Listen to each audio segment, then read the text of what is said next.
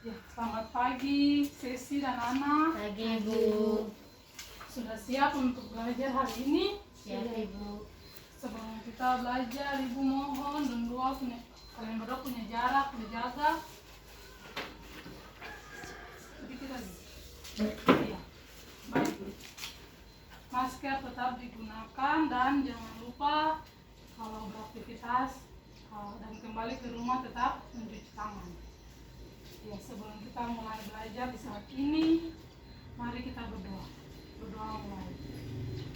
Terima kasih Tuhan Yesus, Tuhan sudah memberkati kami semua hari ini. Dan sekarang kami akan mulai dalam proses belajar mengajar. Dan Tuhan berkati dari awal pertengahan hingga pada akhirnya melalui dalam nama Bapa, Anak, dan Roh Kudus. Amin. Iya.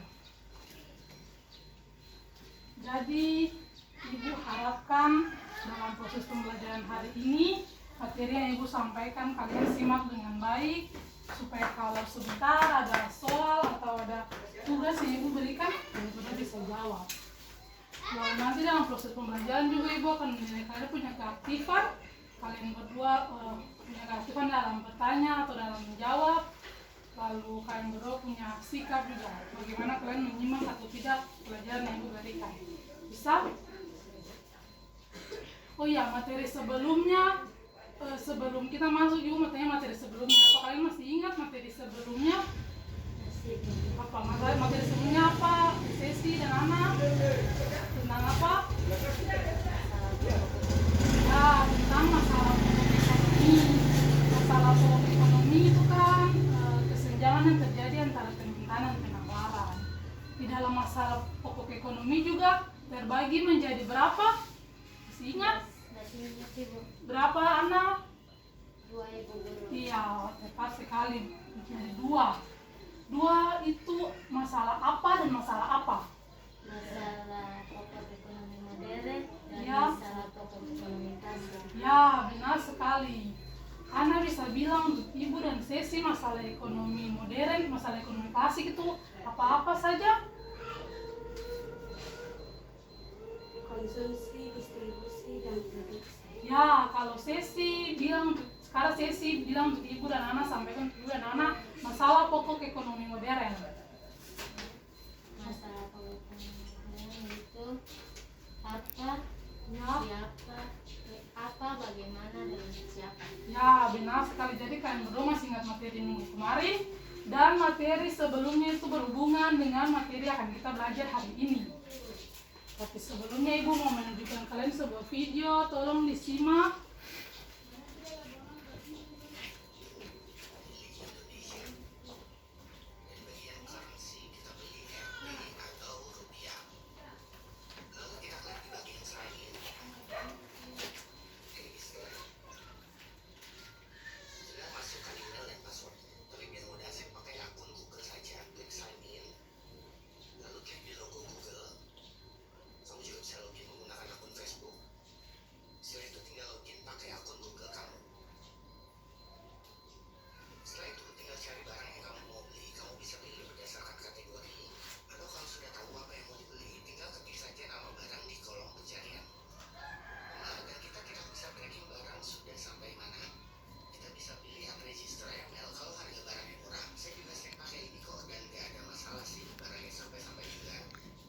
Nah, dari video yang Ibu tampilkan hari ini untuk memulai pelajaran kita, apa yang kalian simak atau apa yang kalian lihat dalam video ini? Ada terjadi aktivitas apa?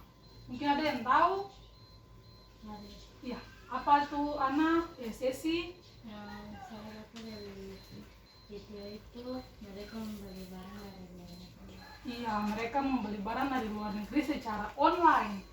Kenapa Ibu menampilkan video ini? Karena di dalam video ini terdapat yang namanya pelaku ekonomi, yaitu ada konsumen dan ada yang namanya produsen. Benar sekali. Di sini konsumen adalah pria yang membeli, sedangkan yang jadi produsen adalah toko online dari luar negeri ini. Itu pelaku kegiatan ekonomi. Baik.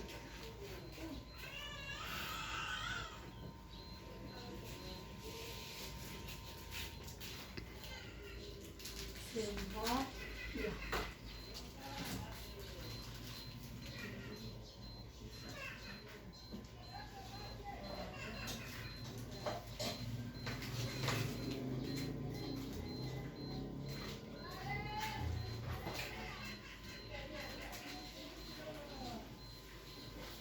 Jadi materi kita hari ini adalah peran pelaku ekonomi 4 sektor, di mana kita punya kompetensi dasar yaitu 3.1 menganalisis peran pelaku ekonomi, dan 4.3 menyajikan hasil analisis peran pelaku ekonomi dalam kegiatan ekonomi. Dengan tujuan pembelajaran yang harus kita capai bersama adalah kalian mampu menganalisis peran pelaku ekonomi 4 sektor dengan tepat.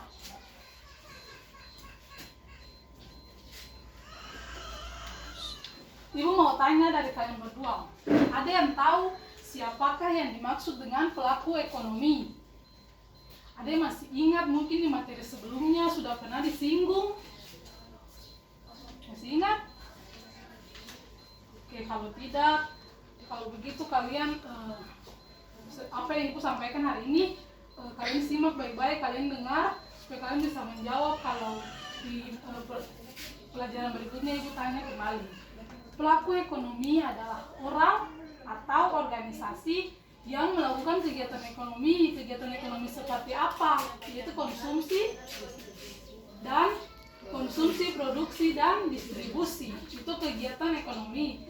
Jadi orang atau organisasi yang melakukan kegiatan konsumsi, distribusi, dan produksi. Kita ini termasuk dengan pelaku ekonomi atau tidak? Termasuk. Kalau termasuk, kira-kira kalian berdua ini termasuk dalam pelaku ekonomi yang mana?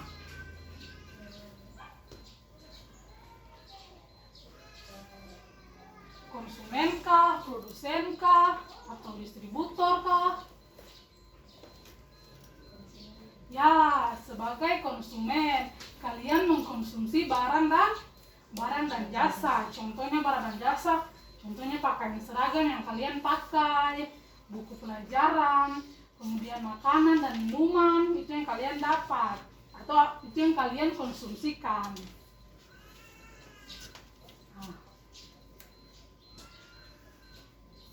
Pelaku ekonomi 4 sektor itu terdiri atas 4. Namanya saja 4 sektor, berarti ada 4.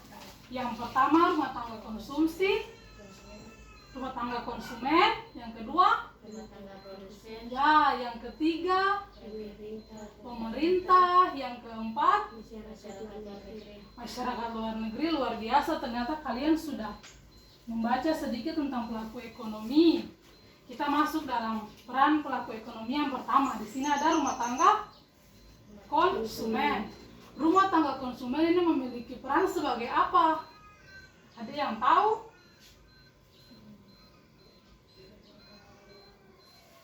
Penyedia faktor produksi. Betul sekali Ana, sebagai penyedia faktor produksi.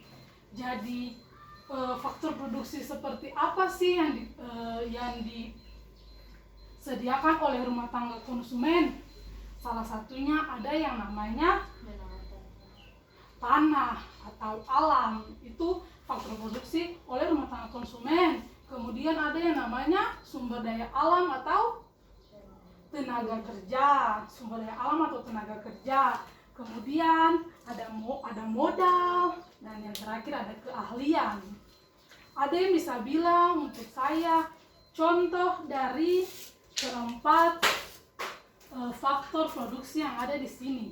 Contohnya, kalau Ana atau Sesi memiliki sebidang tanah atau sebidang tanah di samping atau di pinggir rumah, apa yang kalian lakukan untuk menghasilkan uang atau memperoleh pendapatan? Iya, kalian bisa gunakan untuk menyewakan tanah.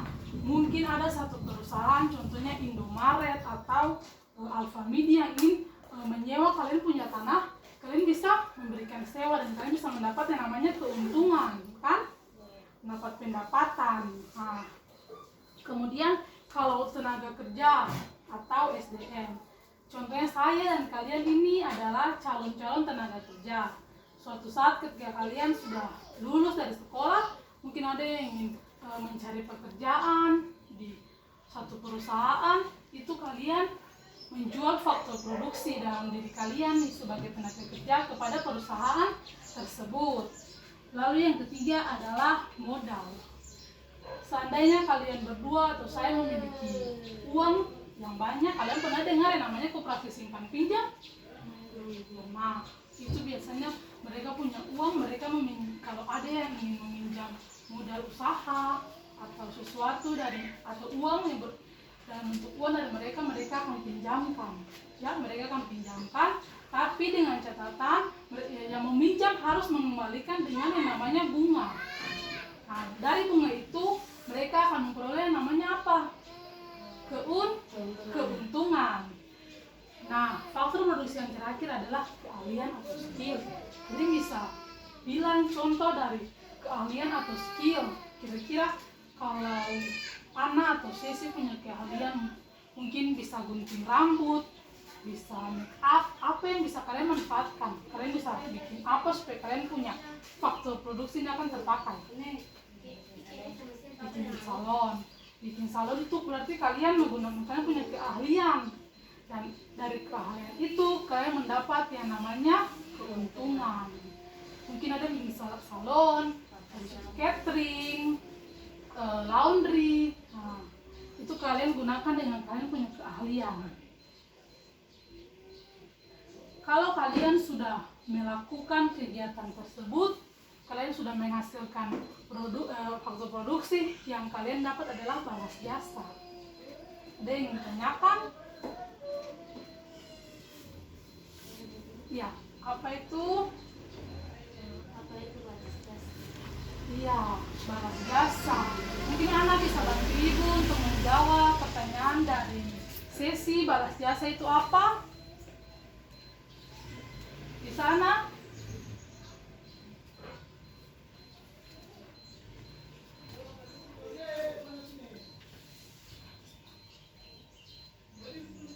Ana bisa bantu Ibu? Ya, balas jasa itu seperti apa?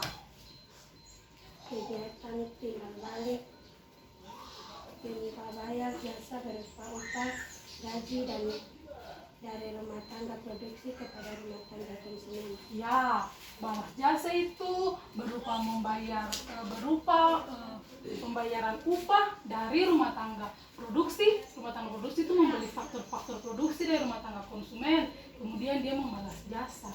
Apa yang didapat dari rumah tangga konsumen dari balas jasa itu?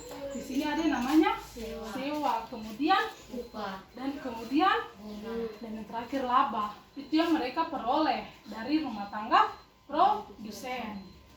Bisa paham? Jadi peran rumah tangga konsumen itu adalah sebagai konsumen barang dan jasa dari rumah tangga produksi. Jadi lalu kemudian yang kedua sebagai penyedia faktor produksi, mereka juga akan mengkonsumsi barang dari rumah tangga produsen. Yaitu contohnya tadi Ibu bilang, kalian membeli baju, kalian membeli buku dan makanan, itu berasal dari rumah tangga konsumen. Rumah tangga konsumen yang dalam hal ini ada yang seperti Alfamidi, terus itu adalah perusahaan-perusahaan yang digolongkan dalam rumah tangga produsen. Pelaku ekonomi yang kedua di sini adalah yang namanya rumah tangga produsen. Benar. Rumah tangga produsen ini adalah sebagai produsen dan juga sebagai pengguna faktor produksi. Pengguna faktor produksi dari mana? Faktor produksi itu berasal dari mana? Yang tadi Ibu sudah bilang, dari yang namanya rumah tangga konsumen. Jadi mau dari kalian berdua ingat saja kalau faktor produksi itu berasal dari yang namanya rumah tangga konsumen. Yang menggunakan faktor produksi itu adalah rumah tangga produsen. Nah, di sini kalian bisa lihat, di sini ada contoh dari produsen, dia memproduksi beras. Di sini ada kegiatan, kalian bisa lihat kegiatan untuk memproduksi beras. Itu adalah rumah tangga produsen punya peran sebagai produsen. Mereka memproduksi beras dari bahan mentah sehingga menjadi beras yang kalian makan, kan? Lalu di sini sebagai pengguna faktor produksi adalah mereka menggunakan tenaga tenaga kerja dari buruh pabrik di sini adalah sebagai pengguna faktor produksi. Lalu kemudian ada lahan yang tadi Sesi bilang, lahan yang disewakan, kan? Itu adalah peran mereka sebagai pengguna faktor produksi tersebut. Nah, rumah tangga produsen ketika mereka sudah menggunakan faktor produksi yang tadi, yang harus mereka lakukan adalah apa? Balas jasa. Benar sekali, betul sekali. Balas jasa dalam hal ini kepada tenaga kerja, kepada alam atau kepada tanah yang mereka sewa, lalu kemudian kepada pemilik modal, lalu kemudian kepada orang yang memiliki keahlian atau skill.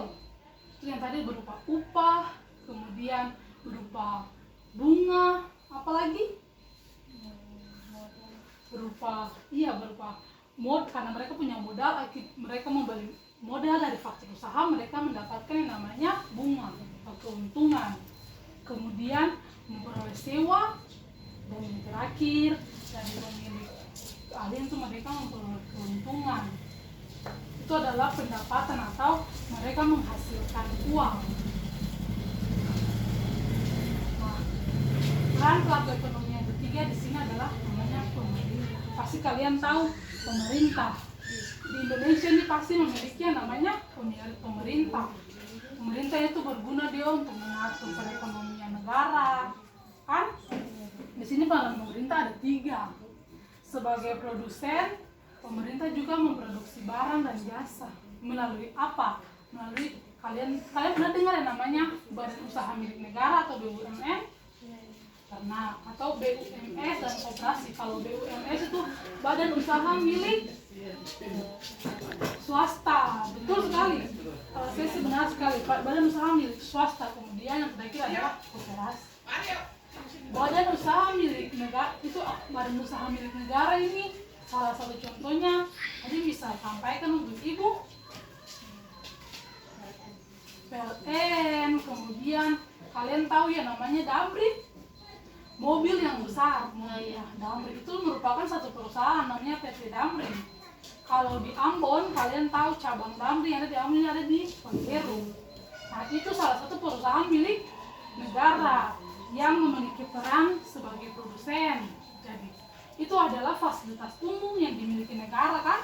Kalian menikmati listrik, kalau kalian mau bertamasya atau liburan kalian bisa menggunakan Damri, kan? Itu salah satu contoh peran dari pemerintah yang kalian dapat. Kemudian pemerintah juga memiliki peran sebagai konsumen. Pemerintah mengalokasikan dana untuk membeli faktor-faktor produksi yang tadi itu, tenaga kerja, keahlian. Jadi sekarang di dunia modern ini keahlian itu perlu. Selain pengetahuan, tapi keahlian juga perlu. Itu kalian akan mendapat keuntungan, ya. Dan yang terakhir sebagai pengendali perekonomian. Pengendali perekonomian ini biasanya pemerintah mengeluarkan kebijakan yang menguntungkan. Contoh kebijakan pemerintah yang pernah kalian dengar apa sih? Yang sehari-hari saja. Contohnya ibu kasih clue nih. Contohnya kalian punya kendaraan atau kalian punya rumah yang harus kalian bayar kepada pemerintah itu apa? Pajak. Benar, itu pajak ya, aneh? Pajak. Jadi yang kalian bayar itu adalah pajak. Ketika kalian sudah membayar pajak, nanti pemerintah akan mengembalikan kepada kalian berupa fasilitas umum. Benar sekali. Peran pelaku ekonomi yang terakhir adalah yang namanya masyarakat luar negeri. Masyarakat luar negeri sendiri juga memiliki peran bagi suatu negara. Di dunia sekarang ini, dunia yang sudah modern ini, tidak mungkin ada satu negara yang dia bekerja sendiri, kan? Mesti ada yang namanya apa?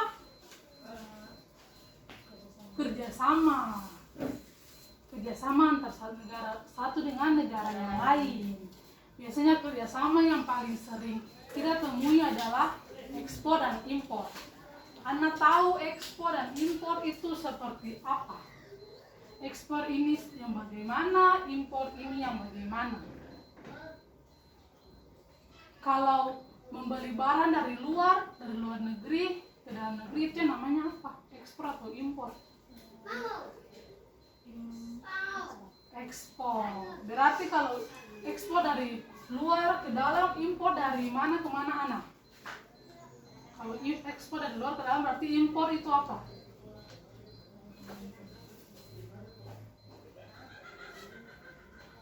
Lawan dari luar ke dalam. Berarti dari dalam ke luar itu yang namanya impor. Jadi orang bilang mengimpor barang ke luar negeri. Contoh ekspor mungkin ada yang bisa bilang untuk ibu membeli barang dari luar negeri itu contohnya seperti apa? Ana bisa sampaikan bagi ibu. Contohnya apa begitu? Mungkin sesi bisa bantu Ana. Contoh ekspor yang gampang-gampang sayang, mudah-mudah.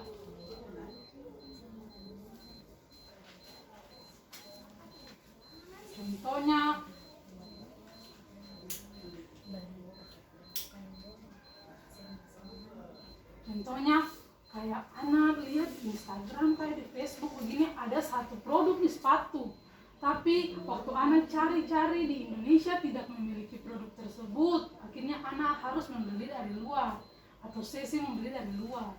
Itu namanya ekspor, dari luar ke dalam kan. Kemudian itu juga dengan impor. Nah, peran yang kedua adalah sebagai pengimpor dan pengekspor faktor-faktor produksi. Ini masih dalam ekspor dan impor. Tadi faktor-faktor produksi ada apa saja? Anak, faktor-faktor produksi tadi ada apa saja?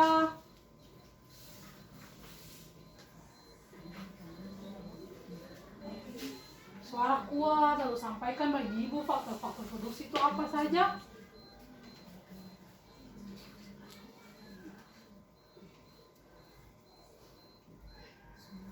Bilang saja, sampaikan saja. Modal, Iya, modal. Apa lagi? Keahlian atau skill. Apa? Ada 4 kalau tidak salah. Apa lagi? tanah atau alam, Iya, lalu yang terakhir. sumber daya manusia atau tenaga kerja. Ya, itu adalah faktor produksi dari dalam negeri yang bisa diekspor ke luar negeri. Sebaliknya dari luar negeri bisa mengekspor ke dalam negeri. Contohnya, besok-besok kalau kalian seandainya kuliah tinggi-tinggi lalu kalian memiliki keahlian untuk menggunakan komputer atau dalam bidang keuangan, bisa saja kalian menjual, kalian punya faktor produksi itu ke luar negeri. Suatu perusahaan atau bank internasional bisa menggunakan kalian punya keahlian. Yang kalian dapat apa? Sebuah keuntungan, pendapatan, kan? Faktor yang ketiga adalah sebagai investor. Kalau sebagai investor ini biasanya masyarakat luar negeri atau negara lain, mereka berinvestasi di negara kita. Mereka menanam modal, mereka membeli saham. Sehingga seandainya perusahaan atau usaha itu dia berkembang, maka pihak investor bisa kembali menjual mereka punya saham dengan nilai yang lebih tinggi, ya. Kemudian kalau dari pihak perusahaan mendapatkan keuntungan, mereka juga akan membagi dengan yang namanya investor. Jadi ada kerjasama dan timbal balik dari masyarakat luar negeri dan masyarakat di dalam negeri. Nah, faktor yang terakhir, peran yang terakhir adalah sebagai tenaga ahli. Jadi saya mau bilang di sekarang ini, di dunia yang sudah modern ini, kalian harus bersaing. Kalian harus memiliki yang serendah-rendahnya dalam diri kalian adalah pengetahuan dan skill, sehingga kalian punya skill atau keahlian itu bisa digunakan. Jangan sampai perusahaan atau pemerintah di Indonesia menggunakan tenaga ahli dari luar negeri. Akhirnya yang terjadi bagi warga masyarakat Indonesia adalah apa? Pengangguran. Betul sekali, Sesi. Ana bisa paham, Ana? Oke, baik. Dalam pelaku ekonomi harus ada atau akan ada terjadinya yang namanya interaksi pelaku kegiatan ekonomi. Kalian bisa lihat pelaku kegiatan ekonomi ini dalam diagram interaksi atau dalam bahasa Inggris disebut dengan circular flow diagram. Seandainya ada soal yang diberikan saat tes, sebutkan atau jelaskan alur circular flow diagram 4 sektor. Kalian ingat berarti itu interaksi antara pelaku ekonomi 4 sektor, kan? Nah, di sini Ibu mau terangkan arus interaksi antara pelaku ekonomi 4 sektor. Yang pertama di sini kalian lihat di sini ada apa? Rumah tangga konsumen. Tanda panah yang pertama, rumah tangga konsumen akan menjual yang namanya faktor produksi kepada siapa?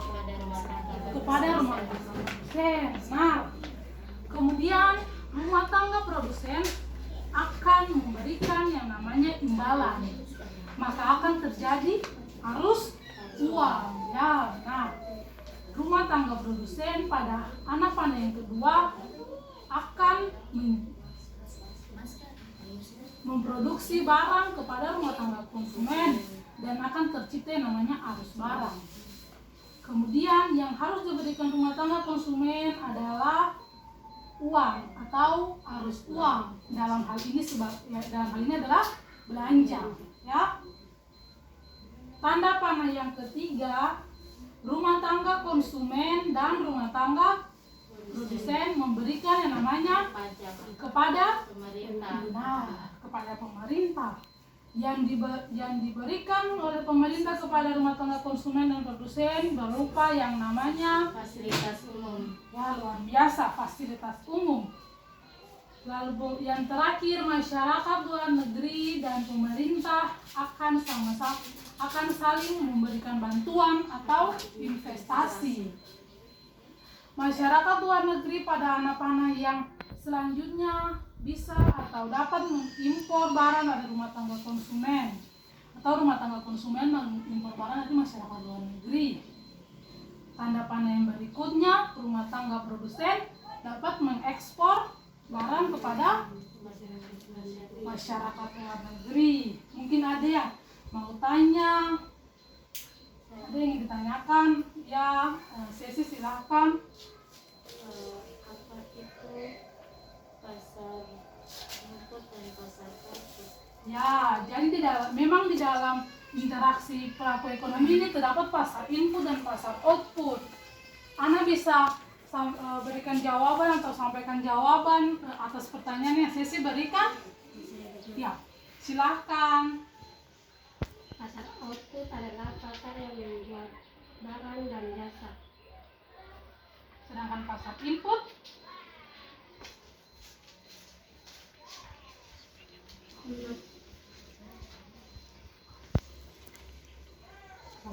itu apa?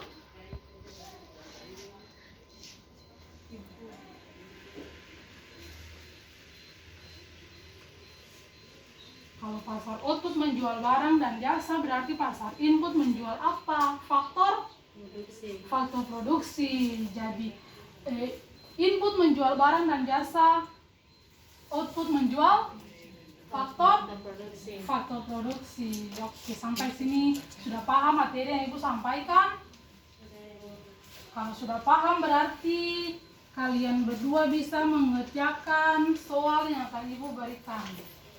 Di sini ada lembar kerja untuk kalian, diagram interaksi. Kalian lengkapi diagram di bawah ini, lalu kalian jelaskan, satu orang jelaskan diagram 4 sektor.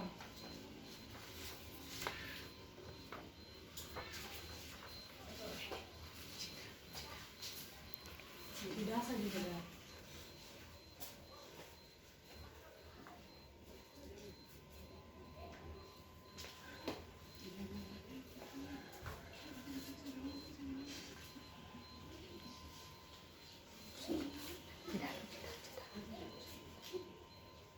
Sudah, waktu selesai. Ada yang sudah selesai? Sudah, Bu. Sudah. Itu ada soal yang kedua, diminta menjelaskan arus diagram. Ana atau sesi ada yang bisa jelaskan untuk kita arus diagram itu arus diagram 4 sektor? Bisa, Bu. Bisa, ya. Silakan sesi.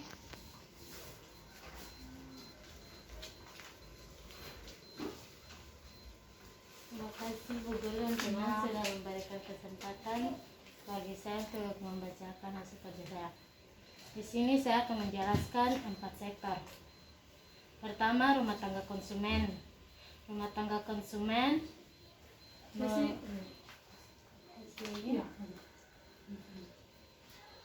Rumah tangga konsumen memberikan faktor produksi kepada rumah tangga produsen.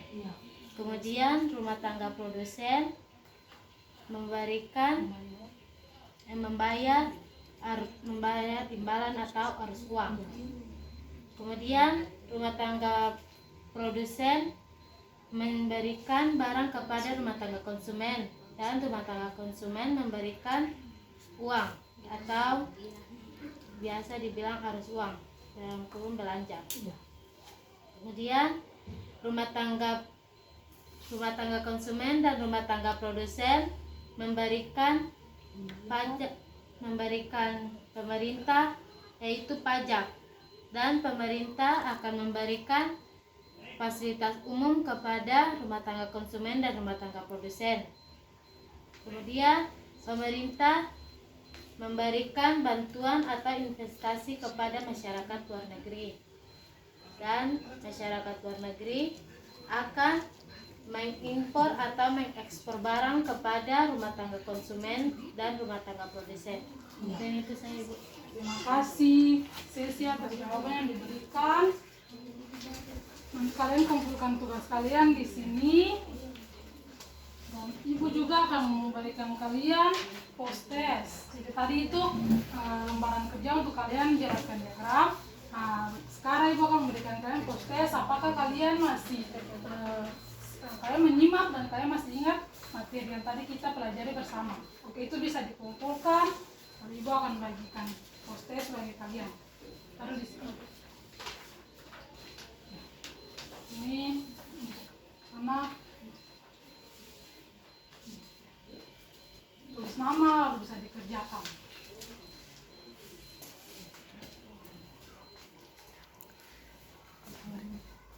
Sudah selesai? Ya. Dari materi yang tadi Ibu berikan atau Ibu sampaikan, kemudian kalian sudah mengerjakan soal dan mengerjakan diagram. Apakah kalian sudah paham? Paham, Ibu. Paham. Oke. Nah, kita akan memberi atau mengambil kesimpulan bersama-sama dari materi hari ini. Materi hari ini tentang peran pelaku ekonomi 4 sektor. Pelaku ekonomi 4 sektor terdiri dari rumah tangga konsumen, rumah tangga produsen, pemerintah, dan masyarakat luar negeri. ya. Kemudian circular flow diagram juga disebut dengan